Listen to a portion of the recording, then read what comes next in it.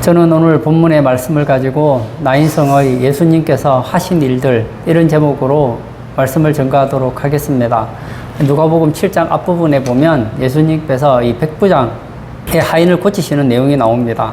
그리고 많은 사람들이 예수님에게 관심을 집중할 때 예수님께서는 거기서 계속 사역하신 것이 아니라 오늘 본문에 보면 나인이라는 곳으로 옵니다. 가다가 한 장례 행렬을 보게 되죠. 어떤 한 여자가 울고 있습니다. 봤더니 아들이 죽은 거예요. 그 아들은 청년이었습니다. 그리고 그 여자는 과부였습니다. 그래서 막 슬퍼하며 장례 행렬을 하고 있을 때 예수님께서 이 여인의 눈물을 닦아주시고 문제를 해결해 주신 내용이 오늘 본문의 내용입니다. 저는 오늘 이 본문의 내용을 가지고 나인성의 예수님께서 하신 일들이 어떤 것인지를 좀 살펴보려고 합니다. 첫 번째, 과부를 불쌍히 여기셨습니다. 13절을 제가 한번 볼까요? 주께서 과부를 보시고 불쌍히 여기사 울지 말라 하시고, 여기 보면 예수님께서 과부를 보셨습니다. 그리고는 뭐라고 했습니까? 불쌍히 여기사 울지 말라 하시고, 여기 보면 불쌍히 여기셨다. 예수님께서 이 과부를 보시고 불쌍히 여기셨다는 것은 이 여인을 긍휼히 여기셨다는 거예요. 그러면 예수님께서는 이 과부, 독자를 잃은 과부만 불쌍히 여기실까요? 아닙니다. 우리 모두를 다 긍휼히 여기시는 것을 가르쳐주고 있다는 거예요. 여기서 불쌍히 여기사 이 단어를 보았더니 동정하다, 온 마음으로 불쌍히 여기다, 이런 뜻을 가지고 있습니다. 예수님께서는 아들을 잃은 이 과부가 울고 있는 그 장면을 보시면서 동정하셨습니다. 그리고 조금 동정하는 정도가 아니라 온 마음으로 불쌍히 여기셨다는 거예요. 저는 이 나인성 과부의 이야기를 보면서 좀 와닿는 게 있었습니다. 이 여인은 누구라고요? 과부였다. 과부였다는 것은 남편이 있었다는 거예요. 예전으로 한번 돌아가 볼까요? 이 여인이 처녀 때가 있었겠죠. 그리고 한 남자를 만났습니다. 그리고 결혼을 했어요. 100년 가약을 맺었습니다. 서로 사랑하자. 뭐 우리로 말하면 검은 머리 파풀이 되도록 우리 사랑하며 삽시다. 그리고 사랑하면서 살아가요. 서로를 의지하며 살아가는 중에 임신을 했습니다. 아이가 태어났어요. 봤더니 사내아이인 거예요. 얼마나 잘생겨 보이는지. 이 아이가 점점 자라갑니다. 그러던 어느 날 남편이 갑자기 세상을 떠나버린 거예요. 이 아내는 남편을 의지하고 살았는데 갑자기 남편이 세상을 떠나버린 거예요. 어제까지는 사랑하는 남편이 있었는데 하루 지나고 보니까 오늘 갑자기 남편이 없어요. 과부가 된 겁니다. 남편을 잃은 이 여인은 이제 어디에 마음이 쏠릴까요? 그의 아들에게 쏠리겠죠. 그래, 이제 내가 아들을 한번 잘 길러야 되겠다. 정말 사회에서 정말 훌륭한 아들이 되도록 키워야 되겠다. 정말 아들이 건강하게 바로 자라도록 교육을 시켜야 되겠다. 그리고 이제 모든 관심을 아들에게 집중하고 있습니다. 이 아이가 얼마나 또 잘 자라는지. 어느덧 청년이 되었습니다. 이제는 가정을 책임지고, 그리고 좀 듬직한 아들이 되었는데 갑자기 아들이 또 죽어버린 거예요. 세상을 또 떠났습니다. 얼마 전에는, 수년 전에는 남편이 세상을 잃고 그렇게 슬퍼했는데 또 오늘은 누가 죽었습니까? 그의 아들이 죽었어요. 얼마나 슬픈지. 옆에서 얘기하겠죠. 아줌마 힘내세요, 힘내세요. 주변에서 그럽니다. 언니 힘내요, 힘내요. 얘기하는데 그 얘기가 들어오질 않는 거예요. 그렇게 힘들어하는데 예수님께서 이 여자를 보셨습니다. 그리고는 불쌍히 여기셨다, 얘기하셨습니다. 자, 우리 한번 하나님 입장에서 한번 볼까요? 이 여인이 있습니다. 하나님께서 하나님 보좌 우편에 계세요. 그리고 이 여자를 보십니다. 그리고 불쌍히 여기셨어요. 끝. 그게 안 됐다는 거예요. 하나님은 이 과부뿐만 아니라 이 땅에 있는 모든 인류들이 죄와 허물과 사망 가운데서 고통당하는 것을 보시면서 불쌍히 여기셨습니다. 여러분, 오늘 이 여인의 눈물을 보면서 많은 사람들 생각할 거예요. 아, 안 됐다. 안 됐죠. 근데 이 여인만 안 된 겁니까? 우리도 안 됐어요. 아담과 하와가 범죄한 이후로 모든 인간에게는 생, 로, 병, 사가 옵니다. 이 땅에 태어난 사람들은 병들게 되어 있고, 늙게 되어 있고, 죽게 되어 있습니다. 남편도 세상을 떠났고 그의 아들 청년도 세상을 떠났고 또 시간이 지나면 이 여인도 죽게 될 겁니다. 이것이 인생이라는 거예요. 이 땅에 살아가면서 얼마나 많은 눈물과 아픔이 있는지 모릅니다. 이것을 삼위 하나님은 불쌍히 여기셨습니다. 그래서 예수님께 이 땅에 오신 거 아닙니까? 예수님의 또 다른 이름이 임마누엘, 그 이름을 번역한 즉 하나님이 우리와 함께 계시다. 하나님께서 우리와 함께 계시면서 우리를 위로해 주시기 위해서 이 땅에 오셨다는 거예요. 우리를 불쌍히 여기시기 위해 오셨다는 겁니다. 우리와 함께 계신 이 예수님은 이 땅에 계시면서 마치 임금이 백성들을 보면서 그냥 불쌍히 여기는 그런 정도가 아니셨어요. 우리가 똑같이 우리가 당했던 고난을 똑같이 경험하셨기 때문에 우리를 누구보다 온 마음으로 불쌍히 여길 수 있다는 거예요. 이 땅에 태어난 사람 중에서 태어날 때 마구간에서 태어난 사람 있을까요? 그리고 그 당시에 직업 중에 가장 천한 직업 중에 하나가 바로 목수였습니다. 예수님은 목수의 아들로서 목수의 일을 했던 목수 출신이었어요. 그뿐입니까? 제자들에게 배신당하고 사람들에게 배신당하고 욕먹고 시기심 당하고 고통당하다가 심지어는 십자가에 못 박혀 죽기까지 했지 않습니까? 그런 예수님이 계시기 때문에 예수님은 우리를 이해를 못하는 게 아니에요. 부모님들이 자녀들에게 이런 얘기를 하면 자녀들이 웃기는 얘기를 한다고 하잖아요. 예를 들은 거예요. 얘들아, 아빠는 예전에 어려워서 밥도 잘 못 먹었다. 그러면 아이가 그러죠. 아, 그러면 라면 끓여 드시면 되죠. 말이 안 되는 소리를 하는 거예요. 왜죠? 걔들은 가난해 본 적이 없기 때문에 밥 없으면 라면 끓여 먹으면 되고 뭐 안 되면 햇반 사 먹으면 되지 이렇게 생각한단 말이에요. 예수님은 그게 아니란 말입니다. 탁상공론이 아니에요. 예수님은 우리와 똑같은 인생을 사셨기 때문에 우리를 누구보다 잘 이해한다는 겁니다. 우리가 가끔씩 그 컴퓨터에 그 자동 광고창에 보면 태어나자마자 부모님들에게 버려진 아이들을 보는 경우가 있습니다. 그리고 그 많은 아이들이, 버려진 아이들이 많은 경우에는 이 질병을 가지고 있습니다. 우리가 생각할 때 아이가 태어났어요. 근데 아이가 질병을 가지고, 병을 가지고 있습니다. 아프면 부모님이 더 불쌍히 여기고 안타까워해야 되는데 실제로는 어떻게 합니까? 버리는 경우가 많다는 거예요. 참 하나님 말씀이 맞습니다. 자녀를 가장 사랑하는 사람이 누구냐? 제가 볼 때 물어볼 필요가 없어요. 부모님이 제일 사랑합니다. 특히 엄마가 제일 사랑해요. 그런데 성경은 얘기하잖아요. 너희는 자녀를 버릴지라도 나는 버리지 않겠다. 어머니는 자녀를 버릴지라도 나는 버리지 않겠다.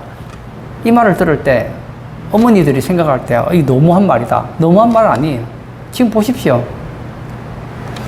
우리 주변에 얼마나 아이를 버린 경우를 많이 봅니까? 자기가 아이를 가졌는데 키울 능력이 없어서 그런지 아이가 병들어서 그런지 모르겠지만 그냥 갖다 버려요. 그뿐만이 아닙니다. TV 보면 이 아프리카의 아이들을 보면 막 팔이 막 얼마나 왜소한지 팔이 때가 들끓고 먹을 것이 없어서 애가 막 헐떡헐떡거려요. 그래서 이런 단체들이 그들에게 먹을 것도 주고 물도 제공하고 그렇게 하잖아요. 참 감사한 일입니다. 하지만 인간이 도움에는 한계가 있다는 거예요.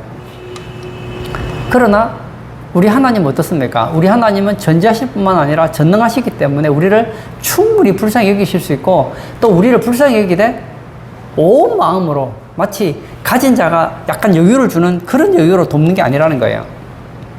오늘 예배 참석하신 사랑하는 성도님, 나인성의 예수님께서 하신 일들의 의미는 우리에게 그대로 적용됩니다. 예수님께서는 과부를 불쌍히 여기셨습니다. 이것은 과부를 불쌍히 여기셨을 뿐만 아니라 우리를 긍휼히 여기시는 것을 가르쳐 준다는 겁니다. 여러분, 우리가 어렵고 힘들고 마음 상할 때 예수님은 우리를 긍휼히 여기신다는 것을 기억하시기를 바랍니다. 두 번째, 과부에게 울지 말라고 하십니다. 13절을 제가 한번 다시 읽어볼까요? 주께서 과부를 보시고 불쌍히 여기사 울지 말라 하시고, 예수님께서는 이 여인을 보고 먼저 불쌍히 여기셨습니다. 그리고는 위로의 말을 합니다. 뭐라고 하십니까? 울지 말라. 제가 장례식에 가면 참,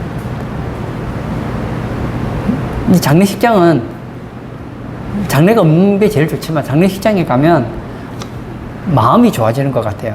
마음이 깨끗해지는 것 같아요. 가보면 장례식장에서 빠지지 않는 게 있잖아요. 눈물입니다. 어머니가 돌아가시고, 아버지가 돌아가시고, 남편이 세상을 떠나고, 자녀가 세상을 떠나고, 그런 현장에 가보면 얼마나 많은 사람들이 우는지 모릅니다. 그러면 옆에서 그러잖아요. 힘내세요, 힘내세요, 힘내세요. 위로를 합니다. 그런데 그게 그렇게 위로가 안 되더라고요.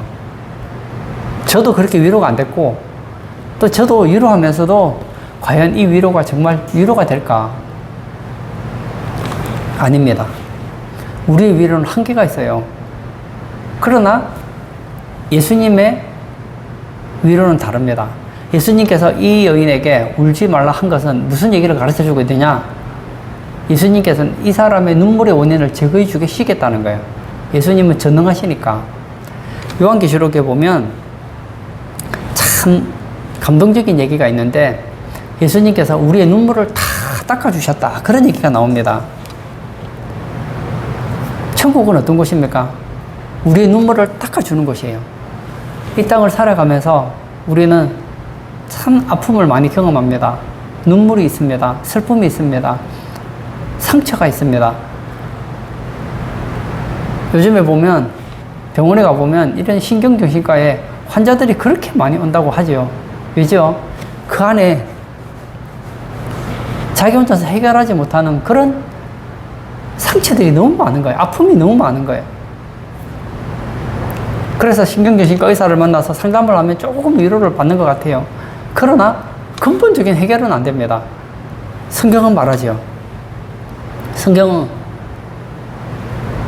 마지막 때 주님이 오시면 우리의 모든 눈에서 눈물을 씻겨주시겠다 얘기하십니다. 그리고 애통이나 통곡이나 아픈 것이 다시는 있지 않다, 그렇게 얘기를 해주고 있습니다. 맞아요. 이 시대에 가장 화두는 바로 위로입니다. 우리나라에서 참 반려동물을 많이 키우는 것 같아요. 개만 하더라도 지금 우리나라 인구 중에서 대략 한 1000만가량이 애견을 키우고 있다고 합니다. 호주 같은 경우에는 반려동물의 수가 2,900만 마리나 된다고 합니다. 호주 인구가 얼마나 되는지 정확하게 잘 모르겠지만 호주 국민 수보다 반려동물의 수가 더 많다는 거예요. 이렇게 반려동물을 키우는 여러 가지 이유가 있는데, 뭐 개가 좋아서 키우는 사람들도 있겠지만 그것보다는 자기 위로, 그 외로움을 달래기 위해서 키우는 경우가 많다는 거예요. 제가 이런 얘기를 들었습니다. 남자들이 이제 직장에서 일을 하고 와요. 직장에서 그렇게 힘들게 왔어요. 오면 남편이 왔어요. 그러면 아내가 반겨주느냐? 별로 안 반겨줘요. 자식이 반겨주느냐? 잘 반겨주지 않아요. 그런데 그 개가 꼬리를 살랑살랑 흔들면서 막 좋아하는 거예요. 좋아해 주는 거예요. 진짜 좋아하는지는 모르겠지만 하여튼 우리가 볼 때는 막 개가 꼬리를 살랑살랑 흔들면서 막 애교를 부려대니까, 이야, 아내보다 낫다, 딸보다 낫다, 아들보다 낫다, 그렇게 되는 거거든요. 제가 세상에 이런 일이, 그 프로를 봤더니 어떤 한 아주머니께서 개를 막 수십 마리를 키우는 거예요. 야, 그리고 개하고 같이 사는 거예요. 대체 개를 얼마나 좋아하길래 저렇게 개를 키우나 하고 봤더니 이분이 예전에 굉장히 돈을 많이 벌었대요. 그런데 사람들에게 배신당하고 상처받고 주변의 지인들에게 너무너무 상처를 많이 받았다는 거예요. 그런데 자기를 배신하지 않는 유일한 대상이 있더라는 거예요. 누굴까요? 하나님, 이러면 너무 좋았을 텐데 보니까 바로 개들은 배신하지 않더라는 거예요. 개는 내가 돈이 있든 없든 항상 자기를 좋아하더라는 거예요. 그래서 막 어떤 땅을 샀는지 뭐 남의 땅인지는 모르겠는데 어떤 개집 같은 걸 만들어서 거기서 개들하고 같이 자더라고요. 그래서 열심히 일을 해요. 일을 해서 뭐 하는가 하고 봤더니 그 돈 가지고 개 사료 산다고 막 열심히 살더라고요. 개 때문에 위로받는 건 좋지만 저는 솔직히 너무 좀 안 됐더라고요. 개들에게 위로받는 것도 좋지만 여러분, 계획에서 위로받는 것은 한계가 있습니다. 아내에게 위로받는 것은 한계가 있습니다. 죄송하지만 자녀들에게 위로받는 것에는 한계가 있습니다. 우리를 완전하게 위로해 주실 수 있는 분이 있단 말입니다. 그분이 누구죠? 예수님이십니다. 예수님께서는 말씀하십니다. 울지 말라. 이것은 위로해 주시겠다는 거예요. 예수님은 우리를 불쌍히 여기셨을 뿐만 아니라 우리를 위로해 주실 수 있는 분이라는 겁니다. 오늘 예배 참석하신 우리 성도님, 혹시 여러분들에게 남에게 말할 수 없는 아픔이 있으십니까? 상처가 있으십니까? 배신을 당하신 적이 있으십니까? 남에게 말할 수 없는 그런 고민이 있으십니까? 사람을 찾아가면, 상담하시는 분 찾아가거나 내 마음을 알아준 사람과 이야기를 하면 속이 좀 시원해지는 것 같아요. 그러나 근본적인 문제는 해결이 안 돼요. 예를 들어서 이 독자를 잃은 이 과부가 있는데 너무 마음이 힘들어서 옆에 있는 언니를 찾아갔어요. 언니한테 찾아가서 자기 속에 있는 속상한 얘기를 다 얘기하는 거예요. 내가 마음이 너무 힘들다면서 얘기를 다 해줬어요. 그리고 그 언니가 얘기를 들어주고 위로해주고 격려를 해줬어요. 그러면 힘이 나죠. 그렇지만 그런다고 해서 죽은 아들이 살아나는 건 아니잖아요. 근본 문제가 해결된 건 아니잖아요. 그러나 예수님께 나가면 마음속에 근심 있는 사람 주 예수 앞에 다 아뢰어라. 아뢰면 주님께서 해결해 주신다는 겁니다. 나 인생에 예수님께서 하신 일들의 의미, 첫 번째, 과부를 불쌍히 여기셨습니다. 이것은 우리를 긍휼히 여기시는 것을 가르쳐주고 있습니다. 두 번째, 과부에게 울지 말라고 하십니다. 이것은 우리를 위로하심을 가르쳐주고 있습니다. 세 번째, 청년아 일어나라 말씀하십니다. 14절과 15절 제가 또 한번 읽도록 하겠습니다. 가까이 가서 그 관에 손을 대시니 맨 자들이 서는지라. 예수께서 이르시되 청년아 내가 네게 말하노니 일어나라 하시매 죽었던 자가 일어나 앉고 말도 하거늘 예수께서 그를 어미에게 주시니. 여기 보면 예수님께서 여인을 보셔요. 막 울고 있는 이 여인을 봅니다. 이 여인이 막 얼마나 통곡하면서 우는지 모릅니다. 막 눈물을 펑펑 쏟고 통곡하고 있습니다. 그리고는 말씀합니다. 울지 말라. 위로를 해요. 위로만 하고 가버리면 달라지는 건 없잖아요. 그리고 예수님께서 가까이 가서 그 관에 손을 댑니다. 원래 죽은 자에게 손을 대면은, 여러분 구약의 율법에 의하면 죽은 사람의 몸에 손을 대면 손댄 사람이 부정해져요. 왜냐? 부정한 것과 정한 것이 만나면 부정한 것이 정한 것을 부정하게 만들거든요. 근데 예수님께서 그 관에 손을 댔는데 예수님이 부정해진 것이 아니라 예수님의 능력으로 인하여서 예수님은 부정해지지 않고 그 청년이 오히려 살아나게 되더라는 겁니다. 한번 볼까요? 예수께서 이르시되 청년아 내가 네게 말하노니 일어나라 하시매 죽었던 자가 일어나 앉고 말도 하거늘. 뭐라고 얘기합니까? 예수님께서 관에 손을 댔어요. 그리고 청년에게 얘기합니다. 청년아 내가 네게 말하노니 일어나라. 그랬더니 죽은 자가 일어났어요. 그리고 앉았어요. 말도 해요. 살아났다는 겁니다.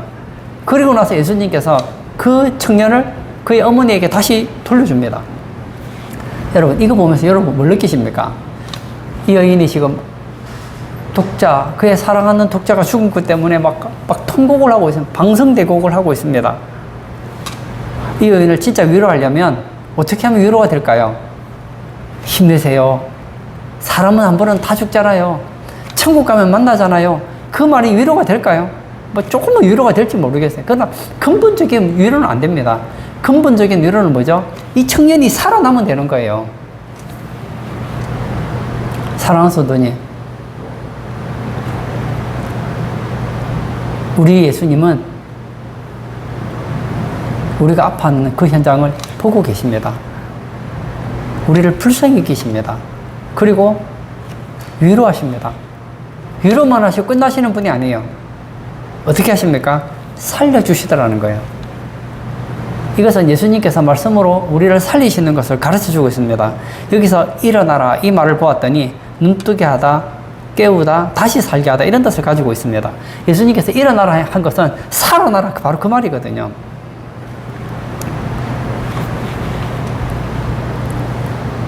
예수님을 믿는다는 것은 이렇게 좋은 겁니다. 예수님은 우리도 살리십니다.